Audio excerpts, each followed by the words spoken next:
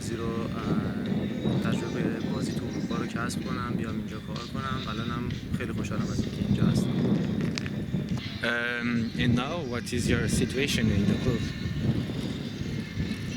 الان تقریبا تونستم خودم رو وقت بدم با شرایط باشگاه. چند تا بازی خیلی خوب انجام دادیم. الان تو جدول تیم سوم لیگه. خیلی تجربه خوبیه کار کردم با این تیم پرتغالی و انشالله امیدوارم که این روند همینجوری ادامه داشته باشه و بتونیم نتایج بهتری کسب کنیم.